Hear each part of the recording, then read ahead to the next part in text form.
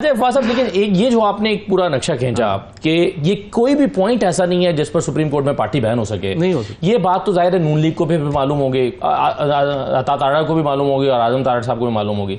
तो फिर इन्होंने ये क्यों फैसला किया है कि सुप्रीम कोर्ट में इसको लेकर जाएं, बावजूद इसके कि वो जानते होंगे कि इसका नतीजा क्या निकलेगा, वो क्या हासिल करना चाहेंगे इससे? नहीं, देखिए ना, मेरे ख्याल में जो पैनिक है ना, वो भी बगैर सोचे समझे है। कोई ज़रूरत नहीं थी। TLP को ला के बिठा दिया, उसके बाद आपने ये सारा जो है कर दिया। सब कुछ सबको नज़र आ रहा है कि ये सारा कुछ तो जजेस के लिए हो रहा है। अब जजेस जो हैं इस वक्त, जो ये जो जजमेंट आई है, ये तो पूरी सुप्रीम कोर्ट है ना। मतलब या तो ना कि 1 2 जज 3 जज उसमें जनाब आप कह रहे हो कि वो अलहदा है और बाकी जज जो है उधर। ये तो 125 जज है पाकिस्तान का इस वक्त सुपीरियर कोर्ट्स का। वो 125 के 125 जज एक तरफ खड़ा है और जो सारी अब लोअर जुडिशरी है वो खड़ी है। आपने जजमेंट्स देखी हैं अभी जो आ रही हैं? इवन कल ड्यूटी जज ने जो जजमेंट लिखी है, हालांकि ड्यूटी जज तो आमतौर पर सिर्फ तारीख डालते हैं। बिल्कुल। तो ये जजेस खड़े हो गए हैं क्योंकि जजेस जो हैं पाकिस्तान में, ये जो सारे जजेस हैं, ये देखो ये छोटे जजेस तो नहीं है ना। कैम्ब्रिज के, अमेरिका के, क्या क्या, they are not to be fair with these. ये जो 5-7 जजेस हैं हमारे, ये तो इंटरनेशनल स्टैंडर्ड के जजेस हैं ना। इनको नौकरियों का तो इशू नहीं है। बाबर सत्तार आज जो हाई कोर्ट में ले रहे हैं, आज नहीं होंगे तो वो ₹1 करोड़ महीना कमा रहे होंगे। इनको नौकरियों के लिए तो नहीं बने हुए। मोहसिन कैनी को क्या प्रॉब्लम है नौकरी का? बाबर सत्तार को क्या प्रॉब्लम है? या फॉर दैट मैटर ये अपना तारक जहांगीरी साहब हो गए, इन लोगों को क्या प्रॉब्लम है? अगर वो जुडिशल पैकेज आ जाए जो हुकूमत ने बना के रखा हुआ है, क्या फर्क पड़ेगा उससे? हाँ, वो जुडिशल पैकेज में इरफान कादर साहब ने जो इंटरव्यू दिया, मेरा ख्याल है इरफान कादर साहब जो है ना, उन्होंने ज़रा पहले ही खोल दिया बॉक्स। उन्होंने इंटरव्यू दिया, उन्होंने कहा जी वो हम एक्चुअली उसमें उन्होंने ला ये रहे कि वो जो हाई कोर्ट के जजेस हैं उनको वो ट्रांसफरेबल कर रहे हैं। अच्छा, अब ट्रांसफरेबल का क्या मतलब है कि जैसे 6 जजेस हैं इस्लामाबाद कोर्ट के, तो आपने तारक जहांगीरी साहब को उठा के बलूचिस्तान ट्रांसफ़र कर दिया, आपने बाबर सत्तार को शरीयत कोर्ट में भेज दिया, आपने एक जज को उठा के सिंध भेज दिया, तो और वहाँ से जजेस जो हैं वो इधर ले आए। सो आपने इंडिया में एक जजेस जो है ट्रांसफरेबल पोस्ट है, लेकिन वो चीफ जस्टिस एक कोलेजियम है वो करता है। लेकिन यहाँ पे इनका मकसद ये है कि ये जजेस की ताकत को तोड़ा जा सके। अच्छा, वो जाहिर है कि ये तो उनके ऊपर हमला हो गया, तो उन्होंने कहा कि ये तो नहीं हम जो है वो होने देंगे। लिहाजा ये primary issue right now is कि जुडिशरी अपनी इंडिपेंडेंस के लिए लड़ रही है। और ये पाकिस्तान के अंदर जो प्रॉब्लम है वो ये है कि जब हम मार्शल लॉ और जमहूरियत को इकट्ठा चलाना चाह रहे हैं, ये नहीं चलना। तो आपको अल्टीमेटली पाकिस्तान में जमहूरियत की तरफ ही वापस आना है। और उसकी प्रॉब्लम हमारी इकनॉमिक भी है, क्योंकि देखें ना, हमारा तो सीधा सीधा हिसाब चल रहा था 52-53 से। हम तो एक सिक्योरिटी स्टेट थे। हमारा यहाँ जंगें हो रही थी, पहले कोरियन वॉर शुरू हो गई, फिर वियतनाम शुरू हो गई, फिर अफगान वॉर शुरू हो गई।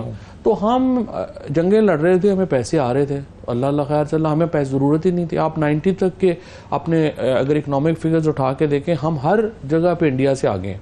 वो क्यों आगे हैं? क्योंकि हम जंगें लड़ रहे थे, हमें पैसे आ रहे थे। अब आके प्रॉब्लम यह है कि कम अज़ कम अगले 3 साल जो है ये फोकस यूक्रेन वॉर के ऊपर रहना और गज़ा पे रहना है। इस इलाके पे फोकस नहीं है। और जो तालिबान है उसकी एक्चुअली इस वक्त जो पोजीशन है वो इसलिए न्यूट्रलाइज है कि एक तरफ दाइश के मुकाबले के ऊपर उसे चाहिए, वेस्ट को उसकी सपोर्ट चाहिए।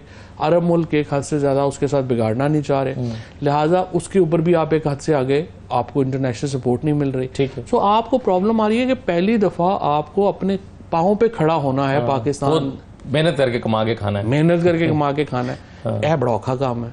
अब हम उसमें फंसे हुए हैं कि हमने आखिर करना क्या है।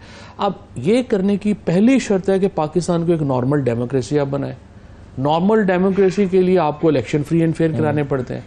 ये सारा झगड़ा है जिसमें हम फंसे हुए हैं। अगर हमने नॉर्मल डेमोक्रेसी की तरफ नहीं जाते, पाकिस्तान की इकोनॉमी जो है, अभी मैं देख रहा था उमर अयूब जो फिगर्स दे रहे हैं कि 350 पे डॉलर चला जाएगा और 100 रुपए के ऊपर IMF ने भी कहा है यूनिट चला जाएगा। 330 उन्होंने भी कहा। और उमर जो थे IMF ही की फिगर्स जो है वो कोट कर रहे हैं।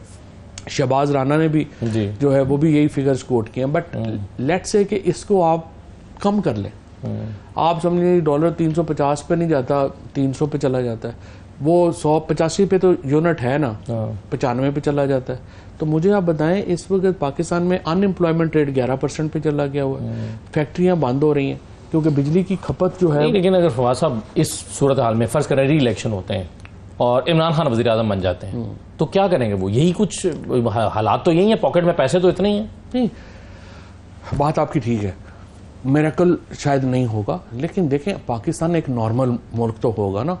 उसके इन्वेस्टमेंट्स जो हैं वो तब आती हैं जब आपको पता हो कि ये एक इलेक्शन हो गए, फ्री एंड फेयर इलेक्शन है, पॉलिटिकल आपके इश्यूज जो हैं वो बैक बर्नर पे जाएंगे, गवर्नेंस के इश्यूज जो हैं वो आपके सामने आएंगे, पॉलिसी बनेगी, कोई पॉलिसीज बनेंगी, चीज़ें होंगी। ओवरसीज पाकिस्तानी देखो ना, अभी यूएई ने जो लिस्ट जारी की, $11 बिलियन जो है वो तो सिर्फ प्रॉपर्टी में लगा दिया है पाकिस्तानियों ने दुबई के अंदर। मुझे एक एम्बेसडर साहब बता रहे थे कि इस वक्त सारे पाकिस्तानी सेंट्रल एशिया में पैसे लगा रहे हैं। अब आप मुझे बताइए कि अगर पाकिस्तान के अपने लोग पाकिस्तान के अंदर ₹1 नहीं लगाने को तैयार, बाहर से किसने आना है? सो पहले आपने मुल्क को नॉर्मलाइज करेंगे तो चीज़ें जो हैं वो आगे आप ले जा सकते हैं ना। और नॉर्मलाइज करने के लिए देखो एक ग्रैंड डायलॉग ही चाहिए। मेरे ख्याल में जो पीटीआई है या इमरान खान है, ये जो फियर्स हैं कि ये आके पता नहीं क्या कर देंगे, इनको भी रिमूव करने की ज़रूरत है और बहुत इंपॉर्टेंट है कि ये रिमूव हो। लेकिन अगर आप इस तरह से करना चाहें कि एक बिल्कुल ही वो जनाब इद्दत के ग्रैंड डायलॉग के लिए तो खैर पीटीआई भी तो तैयार नहीं है ना। खान साहब कहते हैं कि जी इन लोगों के साथ बात नहीं करेंगे, ग्रैंड डायलॉग में तो फिर सब बैठेंगे। नहीं, असद वो इसलिए तैयार नहीं है कि माहौल नहीं है।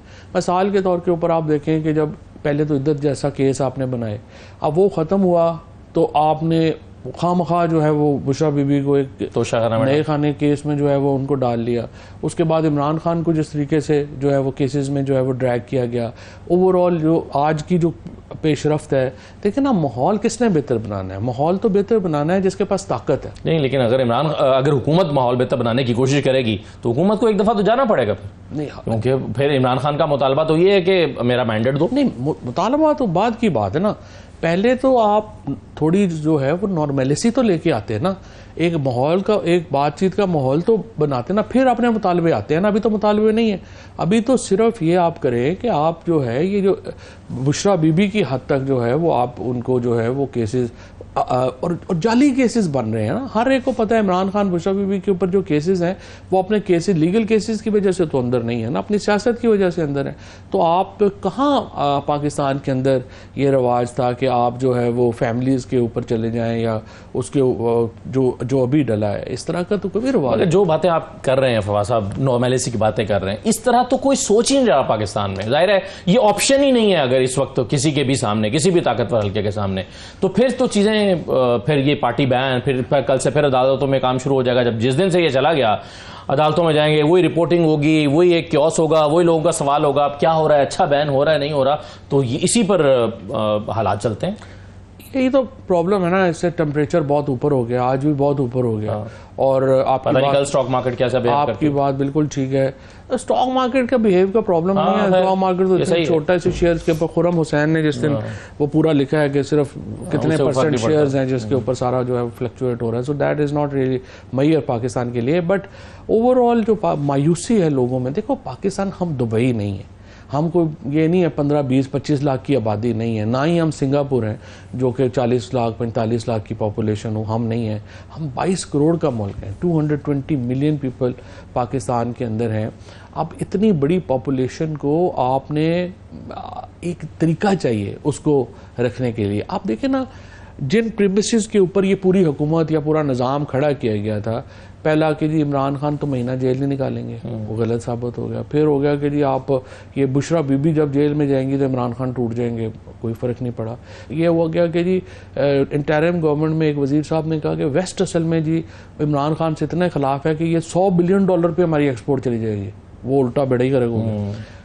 अब ये चारों प्रेमिसेस गलत हो गए हैं। बट प्रॉब्लम इज कि this is very, I would say, dangerous theory.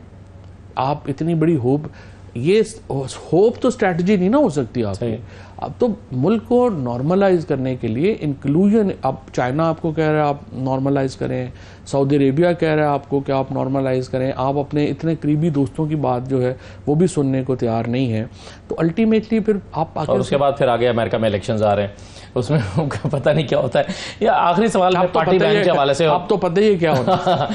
फिर मैं जरा मखसूस नशस्तों वाले पे आना चाहता हूँ। एक चीज मुझे बता दें सर, क्या मुमासलत आपने जब आपने बैन की थी, आपकी हुकूमत और आपने प्रेस कॉन्फ्रेंस की थी, आपने कहा था कि टीएलपी को हम बैन कर रहे हैं क्योंकि उन्होंने सारी वो अपने हाथ में ले ली है और स्टेट की रिट को चैलेंज कर दिया है। 9 मई को भी स्टेट की रिट चैलेंज नहीं हुई थी, क्या इनमें मुवाजना नहीं आप कर सकते? नहीं, बिल्कुल भी वो दोनों का मुवाजना नहीं है। मेरा ख्याल है आखिरी दफा नेशनल अवामी पार्टी जो है उसको बैन किया गया था। उसके बाद पाकिस्तान में आर्टिकल 17 कभी इस्तेमाल नहीं हुआ और ये एजाज़ भी माशाल्लाह नवाज शरीफ साहब को जाता है और शहबाज शरीफ साहब को जाता है कि इन्होंने पाकिस्तान में, और मरियम नवाज़ को जाता है कि जिन्होंने आके पाकिस्तान में एक तवील अरसे बाद अपने सियासी मुखालफों के खिलाफ आर्टिकल 17 की कार्रवाई शुरू कर दी है।